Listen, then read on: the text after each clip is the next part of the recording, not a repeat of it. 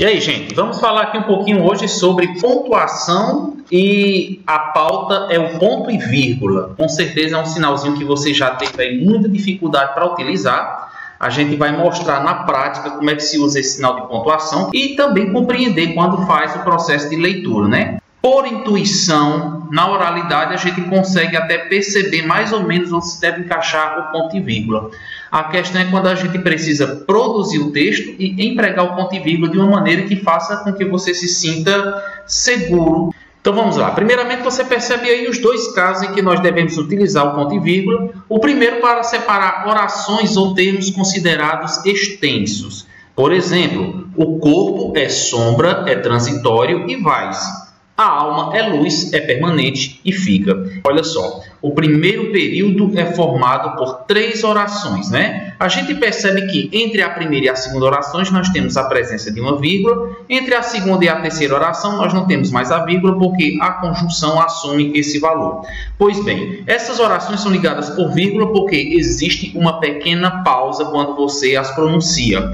Quando você começa o segundo período, você também tem vírgula separando pequenos pedaços da frase, pequenos termos, que são os predicados nominais.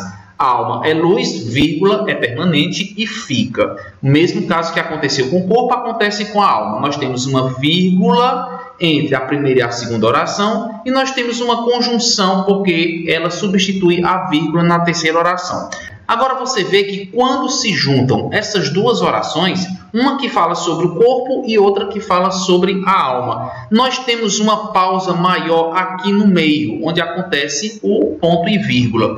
Ao colocarmos essa pausa, nós temos duas orações, ou melhor, 2 períodos compostos que estão separados, 2 períodos compostos que são extensos, 2 períodos compostos que já vêm com a vírgula. Então, o ponto e vírgula serve justamente para isso, para separar períodos extensos que já foram separados antes por vírgula, como nós acabamos de mostrar aqui.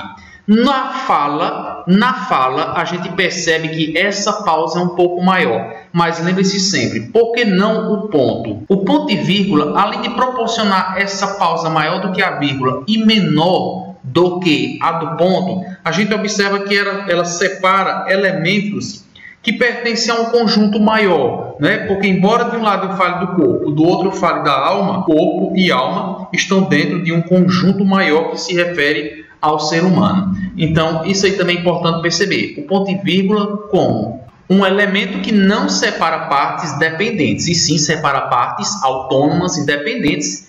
Porém, essas partes autônomas independentes são ligadas pela noção de conjunto ou contexto, ok? Agora, no segundo caso, nós temos aqui os diferentes considerandos ou itens, ou seja, enumerações, aquilo que compõe uma lista. Exemplo, usa-se os 2 pontos para, e aqui nós temos uma sequência para indicar citações, indicar enumeração, utilizamos antes de orações apositivas, indicar citações. Aqui você vê o ponto e vírgula no finalzinho de cada elemento que compõe uma lista que fala sobre os 2 pontos, assim como poderia falar sobre qualquer outro assunto, ok? Então, para indicar enumerações, por exemplo, receita de bolo, o que é que leva essa receita, quais são os ingredientes, a gente sempre vai ter essa enumeração finalizada, cada elemento desse foi pelo ponto e vírgula. Bom, vamos agora mostrar aqui dentro de um textozinho um pouco maior. Olha só, minha família viajou para a praia durante o verão e após uma semana teve de regressar. Meu pai deixara pendentes alguns negócios importantes. Bom, quando você analisa esta frase, você vê também o seguinte, aqui está o ponto e vírgula, e antes desse ponto e vírgula, você vai analisar a primeira oração, percebe que tem um verbo, nós temos aqui 2 verbos, né? Teve de regressar, é uma locução verbal. Então, veja que esse ponto e vírgula aparece depois de um período composto por coordenação. Um período composto por orações que são coordenadas sindéticas. Ao mesmo tempo, a oração que sucede o ponto e vírgula é uma oração um pouco extensa também. Mas aqui a gente percebe o seguinte, o ponto e vírgula foi empregado para separar 2 orações que elas estão dentro de um contexto maior, que é um contexto em que a pessoa fala da sua família e do seu pai, que faz parte dessa família.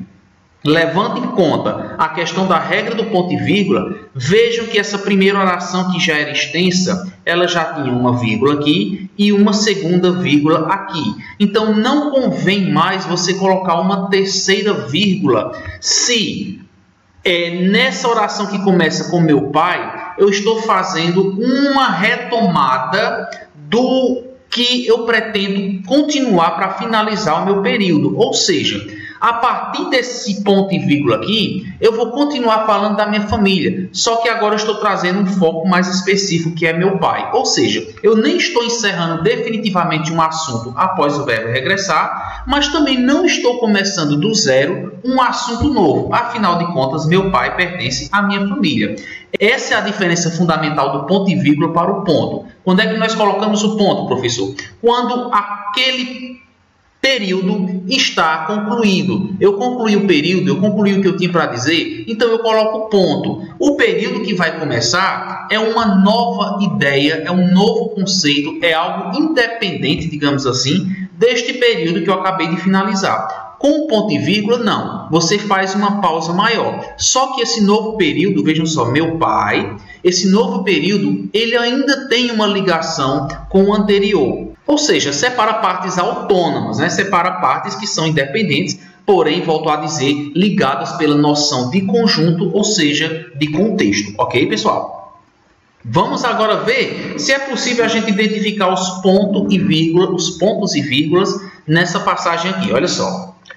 Há de tomar o pregador uma só matéria, há de defini-la para que se conheça, há de dividi-la para que se distinga, há de prová-la com a escritura, há de declará-la com a razão, há de confirmá-la com o exemplo, há de amplificá-la com as causas, com os efeitos, com as circunstâncias, com as conveniências que se hão de seguir, com os inconvenientes que se hão de evitar, há de responder às dúvidas, há de satisfazer as dificuldades, há de impugnar e refutar com toda a força de eloquência os argumentos contrários, e depois disto, há de colher, há de apertar, há de concluir, há de persuadir, há de acabar. Esse é o sermão da 60ª do padre Antônio Vieira. Muito bem, se a gente precisa empregar o ponto e vírgula nesse texto, o que é que você tem que observar? Primeiramente, a pausa. Você está lendo o texto, leia em voz alta e tenha atenção à questão da pausa. Veja se essa pausa é breve ou se essa pausa é longa. Depois que você analisou a questão da pausa, você também vai verificar o emprego da vírgula, cuja pausa é menor do que a do ponto e vírgula. E lembre-se sempre que o ponto e vírgula, ele fecha uma unidade da frase, mas não fecha um conjunto, não fecha um contexto. Bem aqui, quando eu falo, há de se tomar o pregador uma só matéria, eu poderia utilizar o ponto final, ou eu posso utilizar o ponto e vírgula. Isso depende da intensidade da minha entonação. Se eu quero encerrar a frase aqui, para retomar uma explicação, eu posso colocar um ponto final. Se eu acho que o que eu vou falar na frente é uma continuidade do que eu falei anteriormente, eu vou utilizar um ponto e vírgula. Como nós temos aqui essa expressão há de, começando o texto, há de tomar o pregador uma só matéria, há de defini-la para que se conheça. Como eu tenho essa reiteração pela repetição do termo há de, nós vamos colocar aqui um ponto e vírgula, certo? Vamos aqui para frente. Quando você fala há de defini-la para que se conheça, há de dividi-la para que se distinga. Vou parar aqui por enquanto. Veja, há de defini-la para que se conheça, há de dividi-la para que se distinga. O que é que você observa? Primeiramente, em questão de entonação, quando você fala há de defini-la para que se conheça, bem aqui, depois da palavra conheça, você vai usar um ponto e vírgula, porque a sua pausa foi maior do que esta que você utilizou aqui após a palavra defini-la. Há de defini-la para que se conheça. Veja que aqui nós temos uma oração principal e aqui nós temos uma oração adverbial final. Bem aqui eu fiz uma pausa. Professor, essa pausa não podia ser um ponto? Não nesse caso, porque a oração que recomeça aqui, quando eu digo há de dividi-la para que se distinga, veja que eu estou dando um novo exemplo. É um exemplo que é uma sequência do anterior, ou seja, essas orações são independentes. O ponto e vírgula vai separar orações independentes e não dependentes. Agora, suponhamos que eu não tivesse aqui essa expressão para que se conheça. Se tivesse assim, vejam, há de defini-la, há de dividi-la, há de prová-la, aí sim, em todas essas sequências, você utilizaria a vírgula, certo? Mas como eu estou utilizando esse há de defini-la e estou colocando uma vírgula para dar uma continuidade a essa frase, há de defini-la, há de dividi-la, né? Quando eu digo há de defini-la para que se conheça, então como eu estou dando uma sequência e já coloquei uma vírgula, não ficaria bem eu utilizar uma outra vírgula aqui, porque eu indicaria a mesma intensidade de pausa. Mas não, eu fechei essa oração aqui, vejam, e agora eu começo uma nova. Há de dividi-la, vírgula, para que se distinga, ponto e vírgula. Há de prová-la com a escritura. Veja que quando eu falo há de prová-la com a escritura, eu não coloquei no interior desta frase nenhuma vírgula.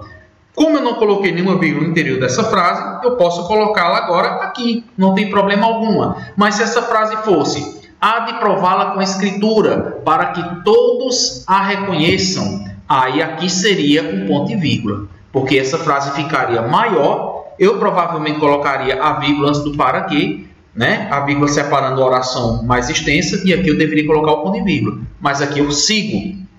Há de declará-la com a razão. Há de confirmá-la com o exemplo. Há de amplificá-la com as causas, com os efeitos, com as circunstâncias, com as conveniências, que se hão de seguir com os inconvenientes, que se deve evitar. Opa, que se deve evitar. Bem aqui, eu vou colocar um ponto e vírgula. Professor, não poderia ser um ponto? Poderia sim. Aqui poderia ser um ponto, até porque nós temos uma sequência de 4 linhas empregando apenas as vírgulas. Mas como o termo da frente vai começar com esse há de responder, a gente vai entender novamente aquilo que mencionamos agora há pouco, que há o ponto e vírgula separa partes autônomas, independentes, certo? Porém ligadas pela noção de conjunto. Então, o conjunto da obra não se encerrou. Tanto é que eu estou utilizando esse termo há de. Então, não encerrou, certo? Eu poderia até colocar um ponto e recomeçar do zero para dar uma ênfase maior a essa pausa. Mas o ponto e vírgula aqui é totalmente aceitável. Há de responder às dúvidas, há de satisfazer as dificuldades, há de impugnar e refutar com toda a força de eloquência os argumentos contrários, e depois disto, há de colher, há de apertar, há de concluir, há de persuadir, há de acabar. Aqui também a gente pode colocar um ponto e vírgula, veja que na fala eu fiz uma pausa maior, né? Observe que esse ponto e vírgula que eu coloquei aqui, ele já vem porque as frases anteriores têm uma vírgula, temos outra vírgula aqui, nós temos ainda uma outra vírgula. Não, só são 2 vírgulas, né? Veja que aqui eu tenho uma conjunção aditiva. A conjunção assume o valor de uma vírgula, a conjunção liga orações independentes. Como eu tenho uma pausa maior quando eu disse a palavra contrário, e como o período seguinte, que é longo, também é separado por várias vírgulas, então essa pausazinha um pouco maior é marcada por este ponto e vírgula. O ponto e vírgula é um sinal de pontuação que você vai utilizar em orações onde você já empregou a vírgula, para indicar que você fez uma pausa no seu raciocínio, mas que você não concluiu o seu pensamento. Você usa o ponto e vírgula para separar essas orações independentes, mas que pertencem a um contexto maior. Por exemplo, se eu disser o seguinte, eu gosto muito de futebol, basquete, golfe, ponto e vírgula. Meu irmão, vírgula, músicas, eventos noturnos, shows, ponto.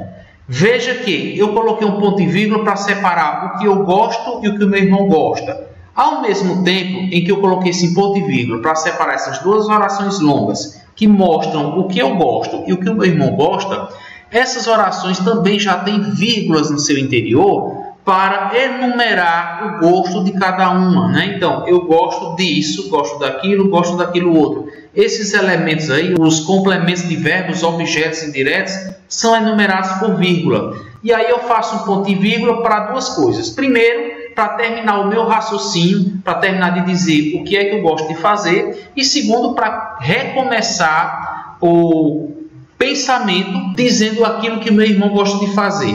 Como essas frases. já são colocadas por vírgulas, o ponto e vírgula vai ficar ali no meu termo para estabelecer essa pausa que não é tão curta como a da vírgula, mas também não é tão longa a ponto de dizer que, quando eu termino de dizer o que é que eu gosto, eu já posso definitivamente fechar o raciocínio. Certo, pessoal? Se ainda ficou alguma dúvida, a gente vai ver em alguns exercícios mais à frente questões envolvendo ponto e vírgula. Então, por hoje é isso, a gente se vê.